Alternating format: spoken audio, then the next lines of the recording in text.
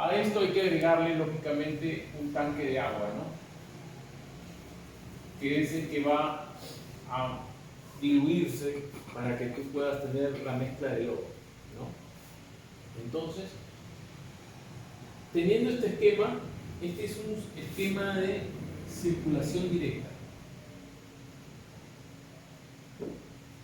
Pero Kevin, disculpe, ¿puede volver a repetir todo? Porque me olvidé de hacer la fundadora. Ya, perfecto.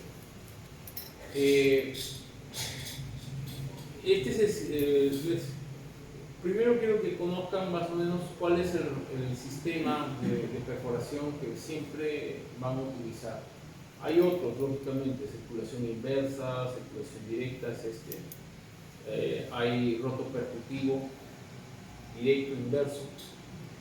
Pero este es el más común y es el más práctico, en realidad. Les va a permitir a ustedes trabajar un pozo de una forma controlada y estable.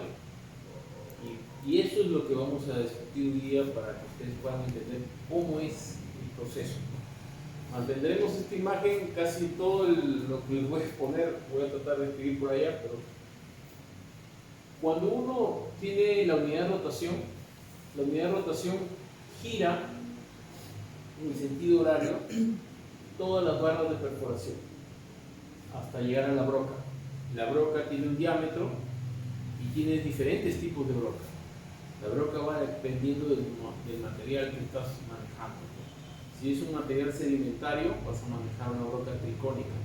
Si estás manejando roca, el material va a ser carburo de tungsteno, diamantes, etc., ¿no? Entonces, también tiene que ver qué tipo de elemento de corte vas a usar con respecto al suelo que estás manejando.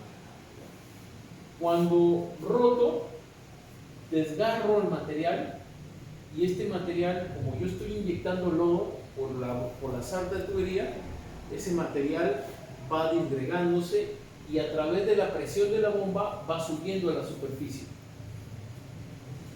Esto llega a la poza y en la poza uno va acumulando esos sedimentos.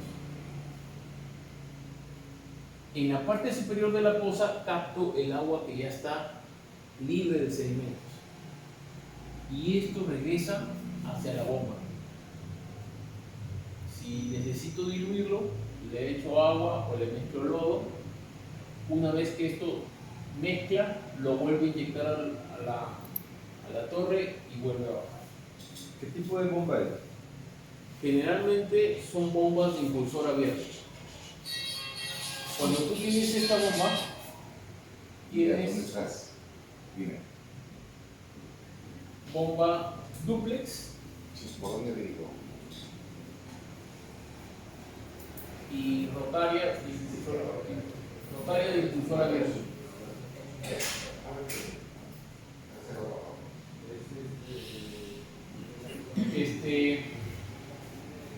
¿Cuál es la diferencia entre las dos? Las duplex y las triplex son bombas de pistón.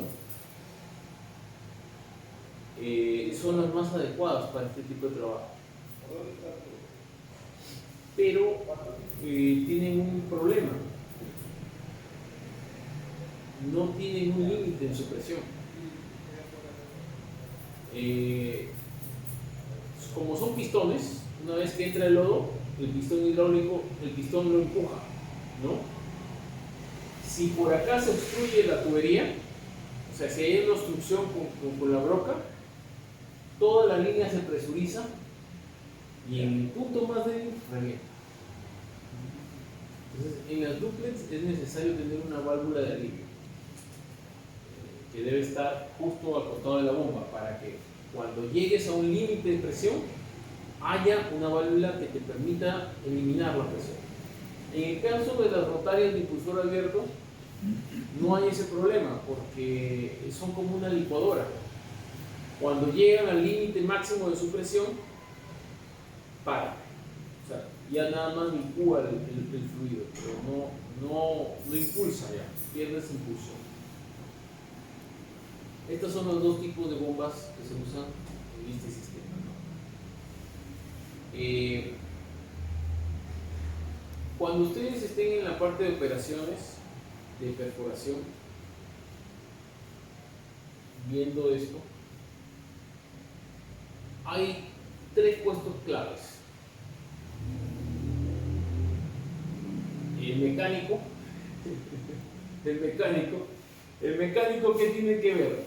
Tiene que ver al motor que está aquí, al que rote, sube, baja y que la bomba funcione. Esas son, y que las mangueras y todo esté conectado. Esa es la tarea del mecánico. Entonces, el primer hombre que está en contacto con la máquina, ¿quién es aquí el mecánico? ¿No hay mecánico? Todavía Y bueno, el mecánico es la persona que tiene que hacer la primera revisión de todo el equipo. Motores, aceites, toda la fase de que haya rotación, que haya torre. Luego viene ya el perforista. ¿Usted va a ser perforista? ¿No? Depende de cómo Bueno, está muy bien. en campo, cómo se desenvuelve. Ya, listo. El perforista, su trabajo es básicamente operar la máquina para que haya rotación, subir y bajar, conectar tubería y bajar bloque. Pero él tiene una misión más importante. Como él debe conocer el suelo, porque hay suelos que son rápidamente deleznables, como las arenas. O sea, en la arena yo roto y ya saqué el suelo, ¿no? En las arcillas es un poco más difícil. Si yo roto, quizás sale una porción menor, ¿no? O suelos con arenas densas, digamos, el desgaste es menor. Dependiendo de la cantidad de sólidos que vengan, con el caudal que él tiene de bomba, esa va a ser la velocidad con la que él tiene que bajar la sarta de perforación. Y ahí este es el primer problema que se presenta en los perforistas. Cogen la máquina, conectan todo y empiezan a bajar a toda velocidad. ¿Y qué genera? Cuando tú tienes un lodo que se llena muy rápido de sedimentos, cuando tú haces la conexión, otra segunda conexión, todo lo que pasa en la poza también pasa en el pozo. Y todo se sedimenta. ¿No? Entonces, al tener una sedimentación acá, imaginémonos un problema de sedimentación. Cuando tú quieres volver a conectar todo y volver a continuar tu perforación, te das cuenta que tienes toda tu sarta enterrada. Y la única solución es sacar todo y volver a trabajar. Entonces, ahí hay unos parámetros que tienen que ustedes seguir, ¿no? Ya esto será la parte práctica, ¿no?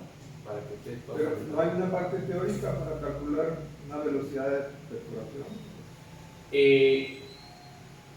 Hay síntomas. El peso es uno de ellos. Ustedes el lodo lo tienen que pesar. 8.3 libras por galón creo que es el peso del agua. 8.35 debe ser el de lodo más agua.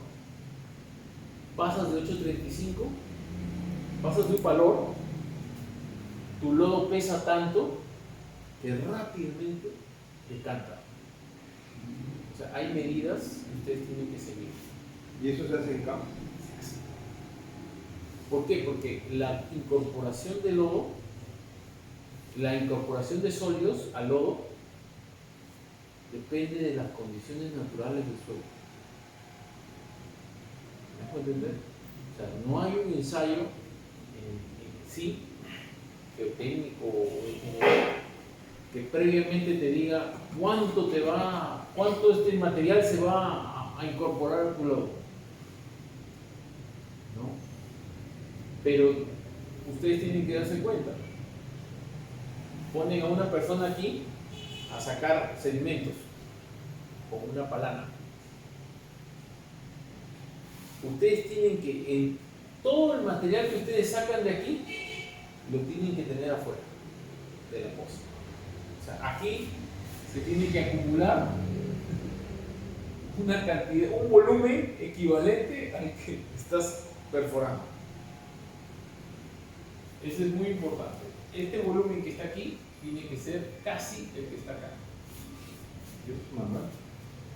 Se puede hacer mecánicamente también, pero manualmente sí. ¿Qué sucede? Si ustedes no han hecho eso, quiere decir que no tienen un pozo. Lo que tienen aquí es un lodo saturado de sólidos, que en el momento en que vas a pasar a la segunda fase, que es la de colocar el tubo, te vas a dar cuenta que no tienes el fondo, porque a la hora que empiezas a bajar el tubo, rápidamente se va a sedimentar esto y no te va a dejar llegar al objetivo, ¿no? Esto que están viendo aquí es prácticamente el checklist que deben tener de campo. Y eso es lo más importante que quería que entendiesen cada vez que van al campo. ¿Cuál es ese checklist? 1, máquina. 2, motor. 3, torre. 4, unidad de rotación. 5, drip pipe, tubería. 6, broca. 7, poza de sedimentación. 8, manguera a la bomba. 9, bomba. 10, tanque de agua. 10, manguera de agua hacia la bomba. 11, manguera que va de la bomba hacia la torre, ¿no? Y ahí está, entre 11 y 12 aparatos que tienen que tener en la mano, ¿no? Antes de ir a campo, tienes que chequear que tienes esas 12 cosas en las cantidades en las que vas a trabajar. Entonces, este esquema, como parte del checklist, te va a ayudar para que tú puedas, ¿no?, revisar. Fuera de que el mecánico también tiene que hacer una revisión ya de cosas de filtros, aceites, refrigerantes, o sea, ese motor va a trabajar 500 horas. Dígame. El giro de la broca, ¿es un giro continuo o es un giro que se puede manejar para esta cosa? El giro, esa es una buena pregunta. El giro depende primero de la broca y del material. Y le voy a poner un ejemplo muy simple. El giro, por ejemplo, de un taladro que va a taladrar madera es relativamente lento comparado con el giro de taladro que va a taladrar en concreto. Si usted va a poner un anclaje, todos hemos puesto alguna vez anclaje. Entonces, la fuerza con la que uno entra, la velocidad, es importante. Para suelos, estamos hablando en suelos entre 50 y 130 RPM. Y en rocas, si tienes que irte a más de 700 RPM. Y hay máquinas que lo hacen. Casualmente tengo una. Es una Longer mecánica, ¿no? Pero bueno, da miedo cada vez que está. Lo que pasa es que tiene que estar bien centrado. Eso es importante. Cuando tú trabajas grandes RPMs, acá tienes que tener un centrador. Que es una línea. Claro, porque si tú rotas muy rápido y acá en el suelo tú no tienes un material homogéneo, tienes un material que tiene suelo, arena, gravas, con conglomerados que en algún momento se desgarran y caen a la broca y te descentran la broca. A cierta velocidad que te descentre causa un problema, malogra los rodajes, malogra los retenes, malogra todo eso. Entonces, de alguna manera tienes que tener una unidad centralizada. Causa rotura. Esa es la falla por la cual esta unidad de rotación sufre. porque está rotando, está perforando, y en eso cae una piedrita de aquí para acá. Le detiene en cerco la broca. Y eso le hace un giro y le daña. Buen día, ¿qué tal? ¿Cómo está? Le daña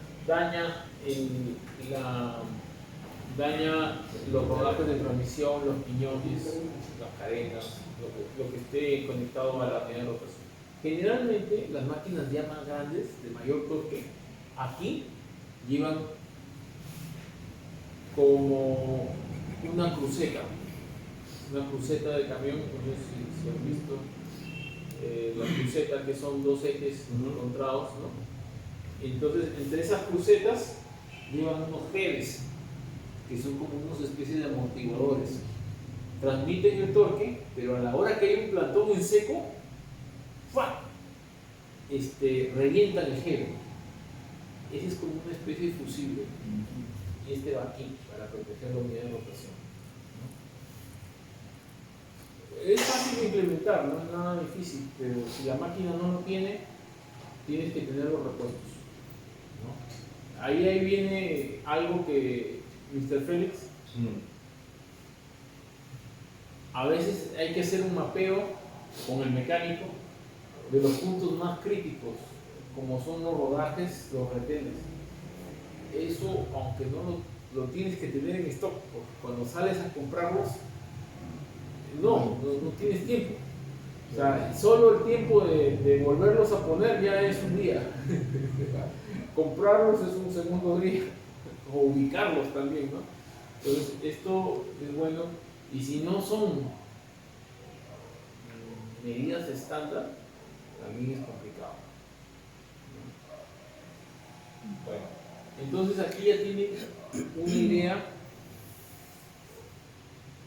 muy general de los elementos que componen el pozo, que componen la máquina que perfora.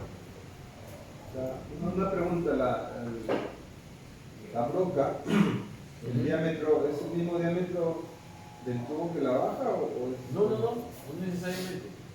Vamos a hablar de la sarta. Vendría a ser la sarta de perforación. Sarta de perforación. Hay términos que van a tener que aprendérselos en inglés porque a veces cuando conversen con alguien que le están pidiendo ayuda, le van a tener que hablar en el idioma que ellos hablan. O sea, ¿no? Porque si yo le digo el tubo, y ellos van a decir, ¿qué tubo? El drip pipe. El drip pipe es la tubería de perforación en inglés. La unión de la barra de peso con la broca, eso se llama BHA, Ball Assembly. O sea, tiene una... Pero vamos a hacer una cosa en castellano y otra en inglés, y esa lista sí se las debo. Pero bueno, hablando de esta sarta, básicamente está compuesta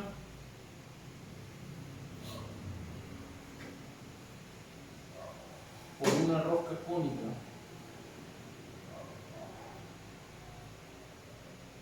cuando es macho le llaman pin, cuando es hembra es box, pin box, y es cónica y tiene que ser cónica porque en perforación las rocas rectas se aprietan. Recuerden que están con una unidad de rotación aquí. Y esa unidad de rotación, el torque va aumenta en la punta, disminuye en la superficie. El torque, el nivel de torque. Entonces llega, no sé si te habrá pasado, que termina la perforación y la única unión que no puedes desarrollar es la de la broca. ¿Por qué? Porque está torqueada, porque ha recibido tanto torque que se suelda, que se llega a apretar. Entonces, la fuerza que necesitas para desapretar eso es ya hidráulica. Tienes que tener una herramienta hidráulica, tienes que calentar la tubería, tienes que hacer una serie de cosas para que puedas desacoplarlo, ¿no? ¿Es un tubo macizo o es un tubo hueco? Ese es otro detalle. Estas son barras huecas, que son huecas porque por ahí entra el lodo de perforación. Ah, ya. Luego acá viene una barra que es un poquito más grande, que es la que lleva la roca para la broca. La broca también, disculpen la mala dibujo técnico, no fue muy fuerte. Como sabes. Pero, ¿no? Entonces, esto es el assembly, pero este vendría a ser la broca, o lo que se llama en inglés bit. Esto vendría a ser la barra de peso.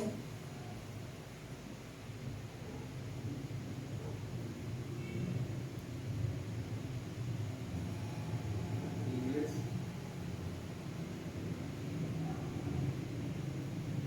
Por barra.